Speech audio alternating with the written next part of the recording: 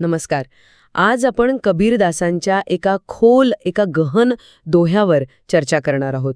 हा दोहा आहे आत्मसमर्पण आणि ईश्वराप्रती पूर्ण निष्ठेबद्दल. आणि यासाठी आपल्याकडे the selfless path to divine vision यातून काही विचार आहेत. आजचा आपला प्रयत्न हा राहील की मीपणा म्हणजे आपला अहंकार तो दूर झाल्यावर ईश्वरी तत्वाचा अनुभव कसा येऊ शकतो हे समजून घेणं. तो दोहा असा आहे, तू तू करता तू भया, मुझमें रही न हुए, वारी फेरी बली गई, जित देखूं तित तू. हो, अगदी. कबीरांचा हा दोहा म्हणजे भक्तीची एक अत्यंत उच्च अवस्था वर्णन करतो. इथे कसं होतं की साधकाचा जो अहंकार आहे तो पूर्णपणे विरघळून जातो आणि मग त्याला सगळीकडे फक्त परमात्माच दिसतो. स्वतःचं वेगळे पण जाणवतच नाही. या ओळी खरंच आपल्याला विचार करायला लावतात.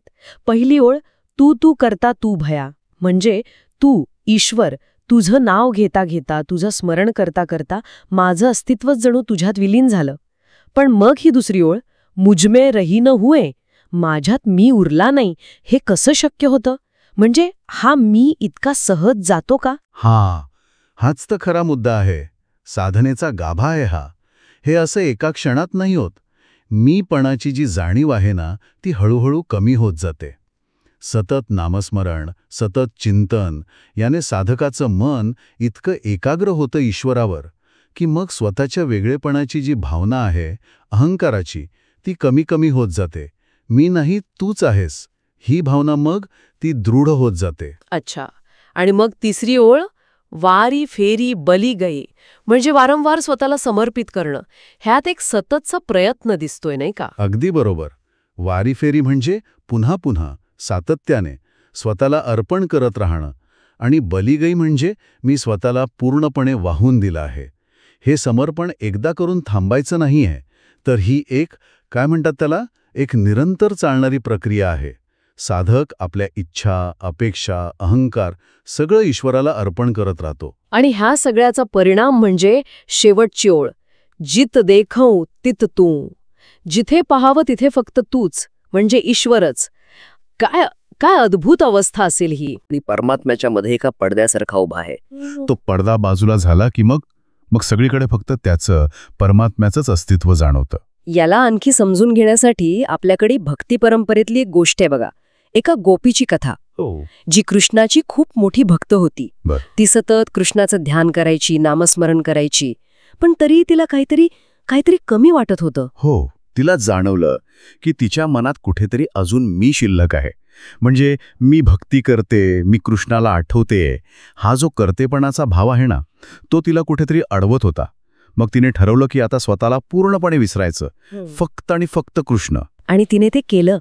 हळूहळू तिचा तो मीपणा विरघळू लागला. मग म्हणतात की एके दिवशी ती यमुनेच्या काठावर बसली होती आणि तिला जणू साक्षात्कार झाला. तिला पाणी, झाडं, आकाश सगळीकडे फक्त कृष्णच दिसू लागला. तिची दृष्टीच बदलून गेली होती पूर्णपणे. अगदी. ही कथा बरोबर तेच दाखवते.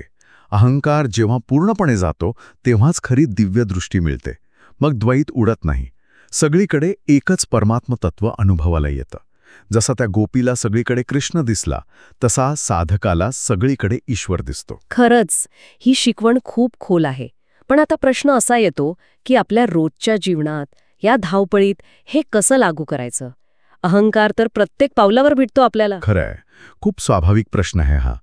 पण आपल्या सोर्सेसमध्ये काही व्यावहारिक मार्ग सुचवले आहेत बघा. आपण अगदी लहान लहान गोष्टींमधून सुरुवात करू शकतो. पहिलं म्हणजे जेव्हा आपल्याला यश मिळतं तेव्हा मी केलं, माझ्यामुळे झालं हा भाव न ठेवता ही ईश्वराची कृपा आहे असं मांडण्याचा प्रयत्न करणं. यात केवळ नम्रता नाही आहे, तर अहंकाराला खतपाणी न घालण्याचा एक जाणीवपूर्वक प्रयत्न आहे. म्हणजे यशाचं श्रेय स्वतःकडे न घेता ते एका मोठ्या शक्तीला अर्पण करायचं. बरोबर.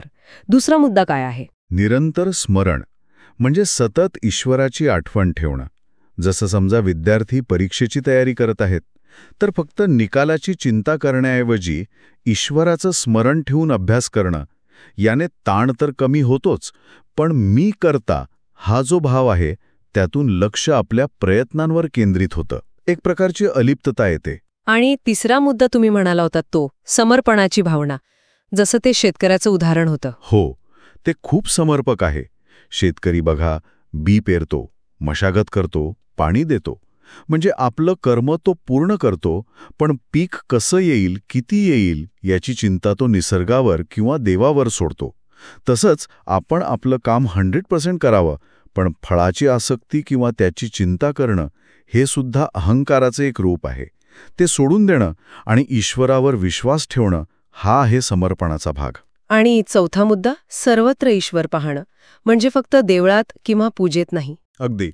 फक्त मंदिरात नाही. जेव्हा आपण एखाद्या गरजू व्यक्तीला मदत करतो, तेव्हा ती फक्त समाजसेवा नाही, तर त्या व्यक्तीमध्ये सुद्धा ईश्वराचा अंश आहे, हे पाहून केलेली सेवा, असा भाव ठेवणं. ह्या भावनेमुळे काय होतं की मी आणि दुसरा यातला फरक हळूहळू कमी होतो. आणि हा फरकच तर अहंकाराचा आधार असतो. म्हणून प्रत्येक जीवात परमात्म्याला पाहण्याचा प्रयत्न करणं, ही दृष्टी विकसित करणं खूप महत्वाचं आहे. तर एकंदरीत या चर्चेतून आपण हेच शिकलो की कबीरांच्या म्हणण्यानुसार जोपर्यंत हा मी आहे तोपर्यंत तू म्हणजे ईश्वर त्याचा अनुभव घेणं कठीण आहे. जेव्हा हा मी विरघळतो तेव्हाच खऱ्या अर्थाने सर्वत्र तूचा साक्षात्कार होतो. जसं ते म्हणतात ना, जब तक मैं है तब तक तू नहीं, जब मैं मिटा तब तू तू हुआ. बरोबर. आणि यावर अजून एक पाऊल पुढे जाऊन विचार करायचा झाला तर एक प्रश्न मनात येतो, सर्वत्र ईश्वराला पाहण्याच्या अनुभवाच्याही पलीकडे जाऊन कदाचित ईश्वरच सर्वघाई आहे, अगदी तो सुरुवातीचा मी सुद्धा ज्याला स्वतःचं वेगळेपण जाणवत होतं, हे अंतिम सत्य अनुभवणं म्हणजे नेमकं काय असेल, हा एक विचार श्रोत्यांनी नक्की करावा असं मला वाटतं.